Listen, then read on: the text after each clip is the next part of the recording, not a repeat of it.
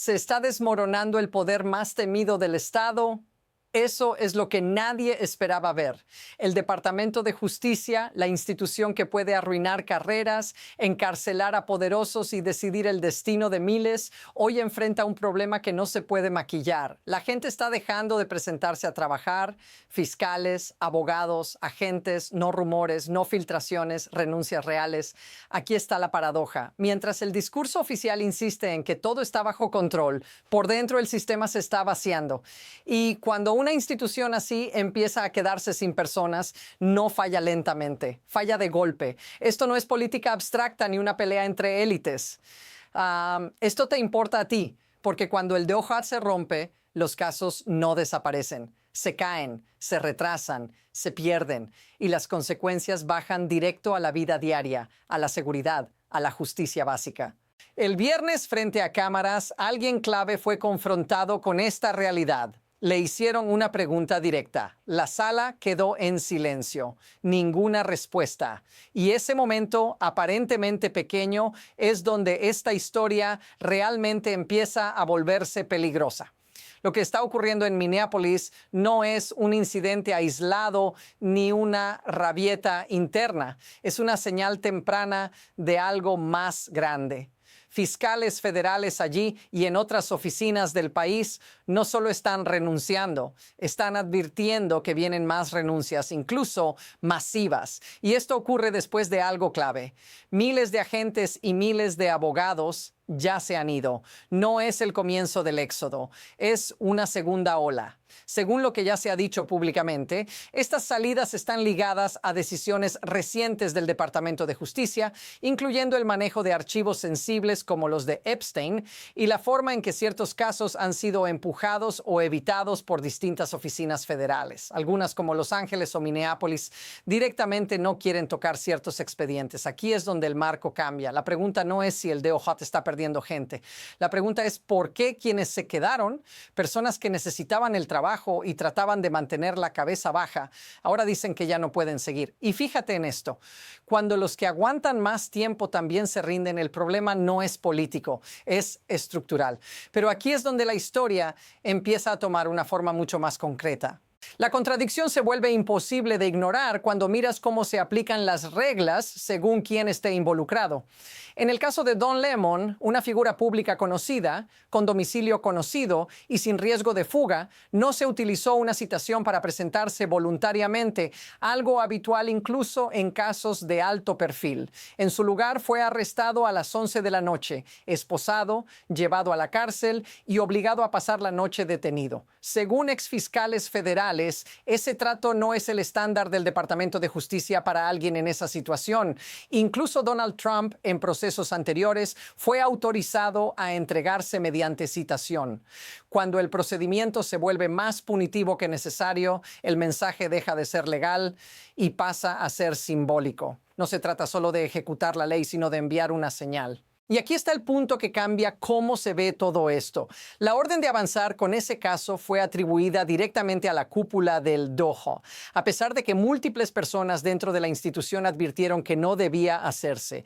No vayan por ahí, fue el mensaje interno. Se ignoró. Nótese lo que falta. No hay justificación pública. No hay defensa institucional. No hay esto, no pasó. Solo silencio. Y cuando el silencio se vuelve la respuesta oficial, el problema ya no es un caso, es el precedente que se está creando. Ahora mira cómo esto escala todavía más. Ahora todo se acelera y lo hace en capas que empiezan a presionar al mismo tiempo. La Oficina Federal de Minneapolis ya estaba, según exfiscales, prácticamente a media plantilla. Pero incluso eso subestima la situación porque casi no queda personal para procesar delitos básicos como fraude, drogas o corrupción pública. El trabajo esencial simplemente no se está haciendo. Uno de los fiscales más respetados de esa oficina se fue cuando se le presionó para no investigar el asesinato de Renee Good, mientras se sugería enfocar recursos en investigar a su viuda como posible terrorista doméstica. Esa salida no fue silenciosa, fue una línea roja. En Nueva York, en el Distrito Sur, fiscales federales admitieron ante un juez que no estaban listos para un juicio por tráfico sexual contra 2 empresarios inmobiliarios de Miami. ¿La razón? Estaban absorbidos revisando los archivos Epstein. El juez respondió con incredulidad. Incluso los abogados defensores dijeron, sigamos adelante con el juicio. Cuando la fiscalía pide más tiempo y la defensa exige avanzar, algo está profundamente desalineado. Y súmale esto: plazos judiciales incumplidos, declaraciones mal presentadas, errores básicos de procedimiento que antes eran impensables. Esto ya no es solo una crisis moral o política, es una pérdida de control operativo. Y la pregunta inevitable es, ¿qué pasa si esto continúa? Aquí es donde la situación empieza a tener consecuencias directas. Porque el impacto ya no se limita a las decisiones internas del DOJ. Esto afecta la vida cotidiana y no de una manera abstracta. En Minnesota, la oficina del fiscal federal solía manejar más de 300 casos al año. Hoy ni siquiera pueden manejar una fracción de esos casos.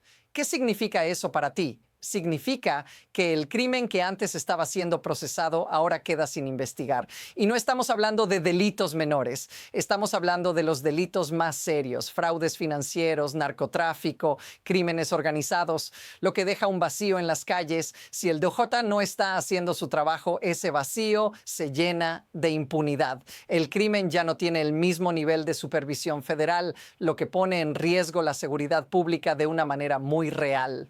Ahora piensa en lo que esto significa a largo plazo, cuando los que todavía están dentro del sistema sienten que su ética profesional está siendo comprometida, y cuando los recursos simplemente no están allí para hacer el trabajo. No es solo el sistema judicial lo que se ve afectado, es la confianza pública en la justicia misma. Y aquí es donde el impacto se vuelve más personal para todos, porque este no es un problema de un grupo específico o una administración política, es una falla del sistema que puede alcanzarte a ti.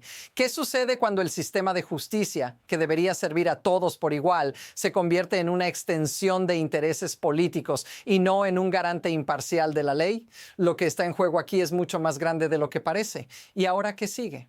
El futuro inmediato está lleno de incertidumbre. Si este éxodo dentro del DOJ y el FBI sigue, habrá un vacío de poder que no se puede rellenar de la noche a la mañana. Y cuando las agencias encargadas de hacer cumplir la ley no pueden cumplir con su trabajo, las consecuencias no se limitan a las oficinas gubernamentales, se sienten en las calles. La sociedad depende de instituciones fuertes para mantener el orden. Y cuando esas instituciones empiezan a desmoronarse, el caos sigue. Y es aquí donde el peligro realmente comienza a ganar terreno.